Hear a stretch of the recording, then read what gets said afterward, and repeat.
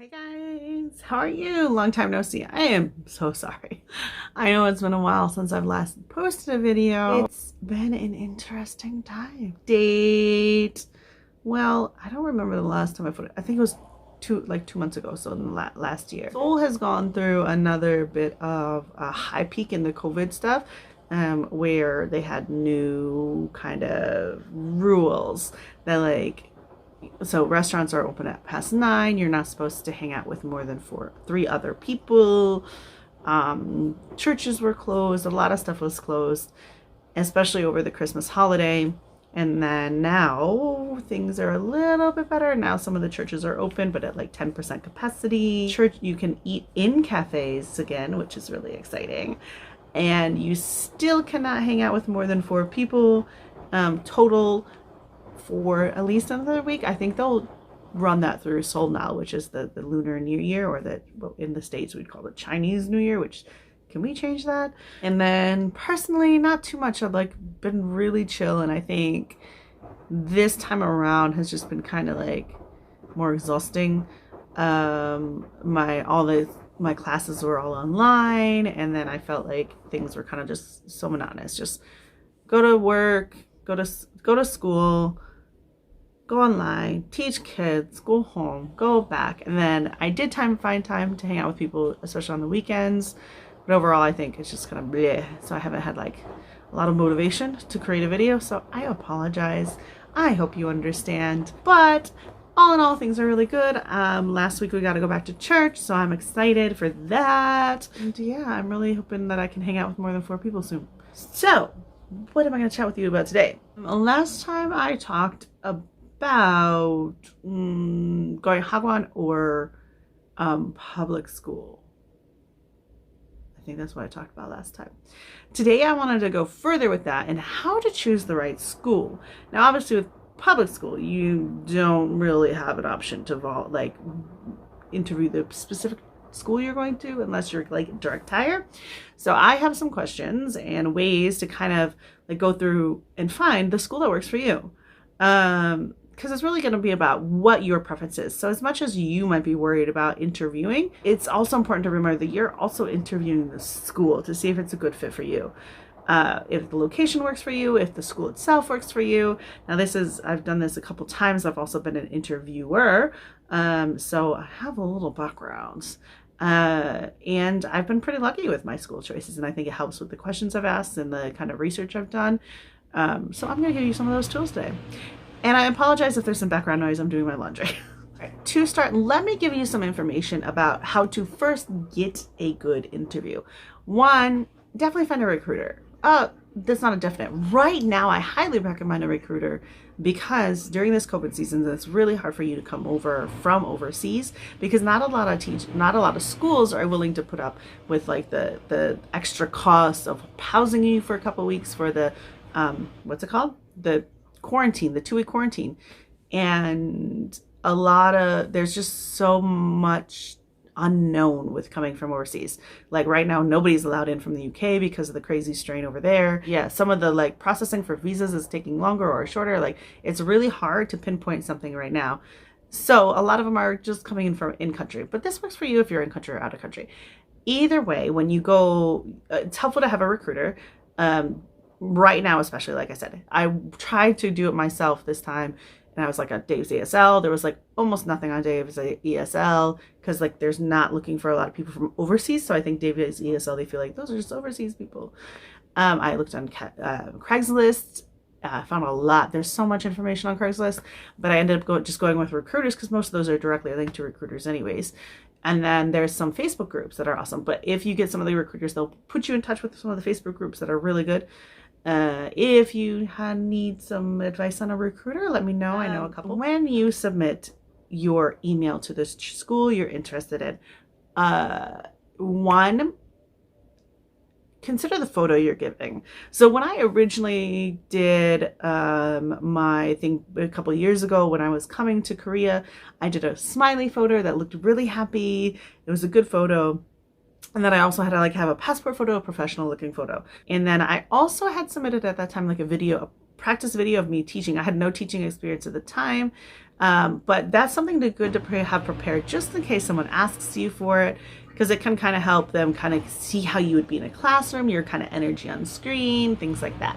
The important thing to remember when you actually get to the interview is your energy, because usually what the interviewer is looking for is one, somebody who can speak well, somebody who has a decent neutral kind of accent. Like, different accents are fine, but if you have a neutral one, you have a heads up. But some don't care so much if you're a British accent. They just want to see how you speak and if you're going to be a good fit for their school. But ultimately, energy. They want to know that you're going to be somebody that's energetic, that's going to be a good teacher. So you have to kind of like, I talk differently in an interview than I would normally in real life, because I'm not with my friends and normal adult people. I don't have to have the extra show.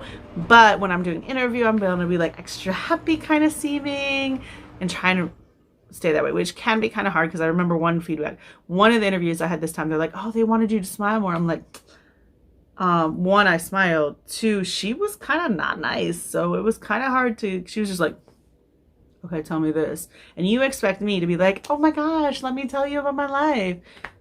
No. All right. Anyways, be as much yourself as possible, but remember to kick up the energy a bit of a notch when you do your interview. As for photos though, oh my gosh, can you please send nice photos? Send not professional, but nice photos. Nothing weird going on in the photo. Just something that kind of shows you look nice, like you're there and you have a smile. I have had some weird photos. I have a friend who's a recruiter, and after I went through the interview process, like I did the recruiting, like the actual recruiting for my school a couple times.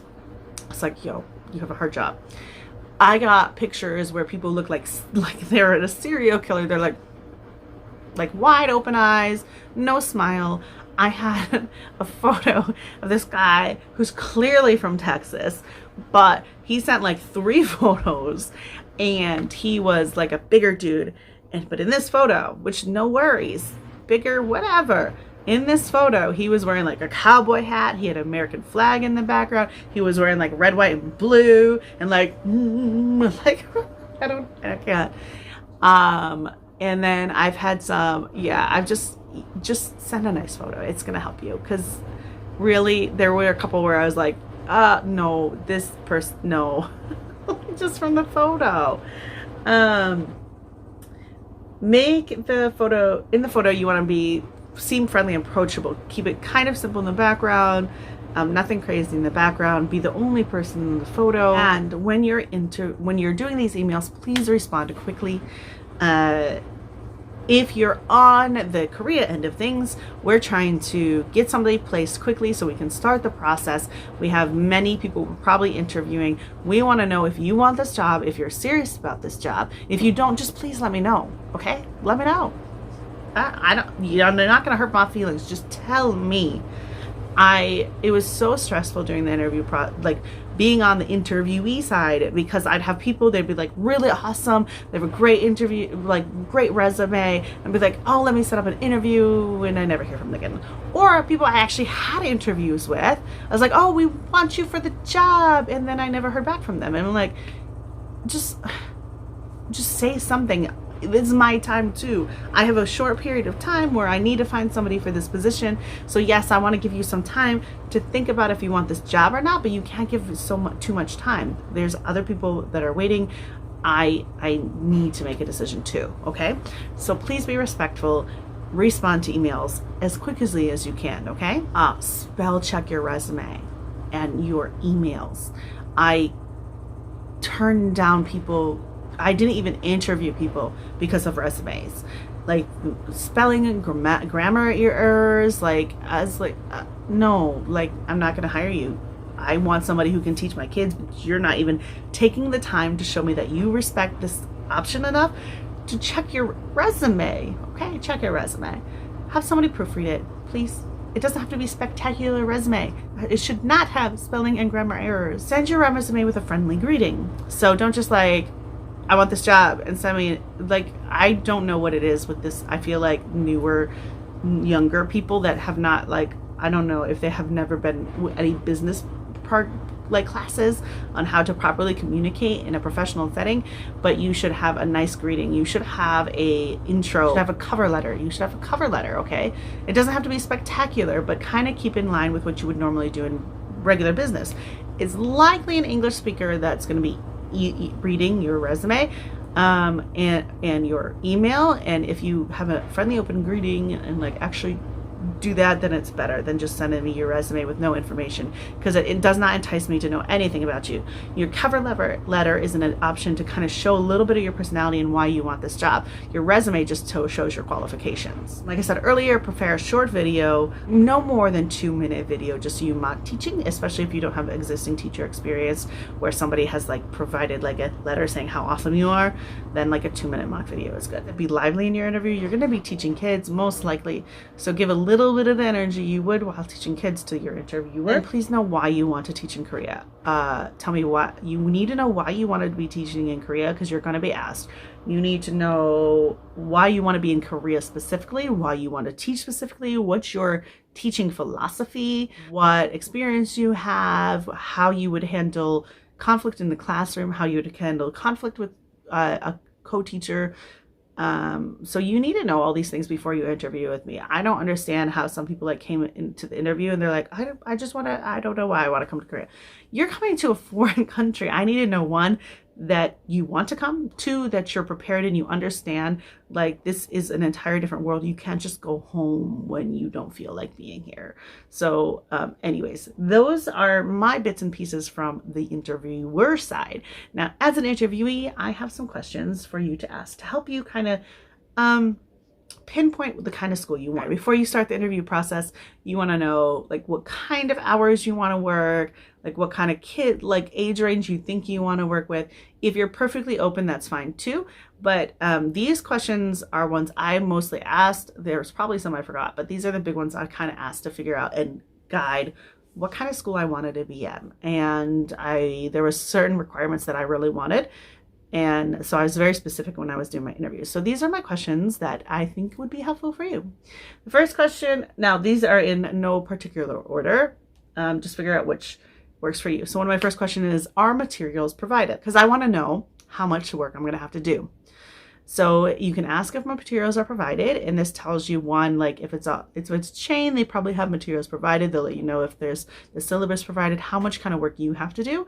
And it also tells you if this is a school where you're going to have to do a lot of the legwork on your own, create your own like materials and create the own syllabus by yourself and things like that. So it depends on how important that is to you. All of these questions depend on how important that is to you. Do you have to write lesson plans? Or the syllabus? So I've worked to both my hagwons have been chains. So they have syllabus provided. I really have not had to do a lot of specific like figuring out what to do each day kind of thing. That's on the school. They have a general guideline that the whole system follows, and then you just follow that plan and teach that syllabus. I move things around obviously within my syllabus, but just as long as I accomplish those things, then that's my goal. I just need to accomplish these things. I have had different things where like, oh yeah, you'll have like 1 or 2 classes where you have kind of just a free form class, and I really enjoyed those at my old school. I don't have that now.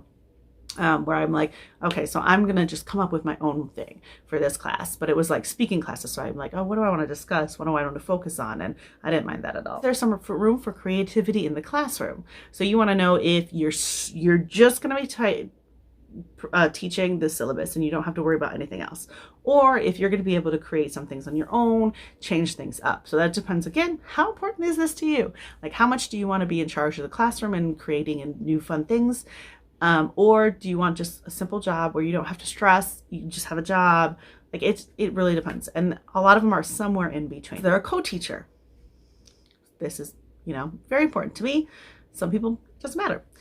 If there is a co-teacher, how involved are they in the classroom? Does that look like? Like, I didn't have a co-teacher at my last school. This school, I have a co-teacher. for each class, but we kind of like switch the classes. So we have two classes that we teach basically at the same time, and then after the bell we kind of switch those classes so they're not in the room with me, which is a perfect setup for me, but somebody I can go to if I have issues. At my old school, like there were foreign teachers and there were Korean teachers, and you know who their like homeroom teacher was. So like, oh, this student's having a problem, let me go talk to their homeroom teacher. Some schools are set up, there is somebody in the classroom with you all times. If you're comfortable with that, cool. I'm not. Some might be more like public school systems where they might be in charge of the classroom. How many students are in the class? So you kind of want to have an idea how big the classrooms are. Usually Hagwons are about 10 to 12, which is good for me. What are their levels? How advanced is their English? How much do you have to kind of like role play and stuff, or do they kind of understand you? Are the classes by age or similar English level? Because that might be important to you. If they're by age, then you might have many kids in the same class that don't understand the same process. Whereas if they're by level, then they're usually similar level English and you can bring them up at the same time. What's a typical day look like? Maybe ask like, you know, when do you come to work? When do you get off? How are the breaks? Things like that. How many classes are each day? Warning, if there is a lot of classes each day, you don't want that job. You should have something that's between 4 and 6 classes a day. 6 is kind of a lot, so 4 and 5 is usually pretty good. You shouldn't be teaching, I think it's more than 25 hours, I think, teaching a week, if I remember correctly. It's kind of like a red flag, so this is an important question to ask. Is there a lunch break? At my old Hagwon, there was not. We only worked like 7 hours. There was no need for a lunch break, but we did have free breaks in between where we could go get snacks and stuff like that. My current Hagwon, I have a lunch break, and that's cool. Is there prep time or desk warming? This is basically a question you can ask if you have free periods, so you can like breathe and you're not just like go, go, go, go, go the whole time. How many foreign teachers work there? How many Korean teachers work there? And then you can ask, how long do the foreign teachers usually stay? That kind of can give you an idea. Oh, so they generally seem to stay a couple years. We might be a good school.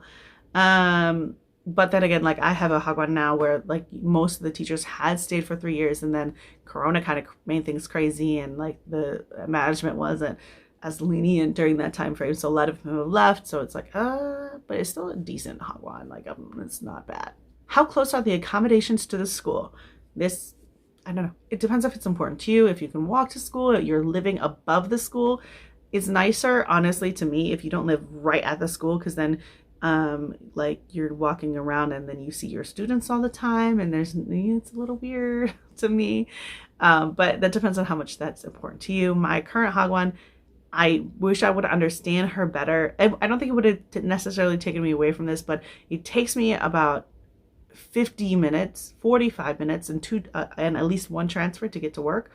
So I have to ride 2 buses to get to work. And when I heard her, I was like, oh, she's like, it takes 15 minutes by bicycle.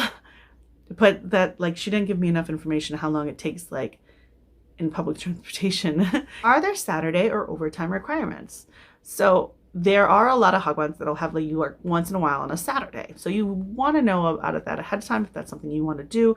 A lot of times they have like mom and dads come in on a special day to like kind of see the teachers and know about the school. At my old school, I had to go out to like twice a year at least. We had to go out early in the morning and like go out in front of the schools and hand out like free gifts to the moms so they'd be enticed to come to our school, and then they can see the token face, foreign face. Is there a requirement to communicate with the parents? So you want to know how much you're going to have to talk to the parents.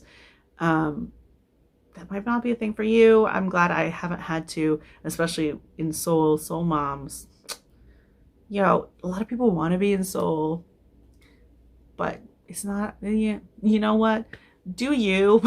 But remember, Seoul moms are like helicopter tiger moms. So sometimes they can be quite more stressful than my countryside moms were.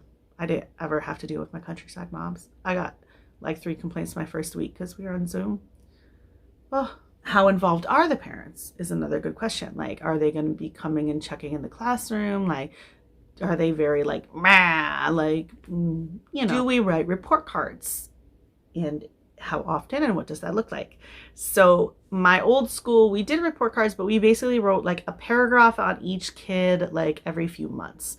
My new school, we write, our elementary students, we write a paragraph every few months, but our kindergarten, we write like an entire page every few months.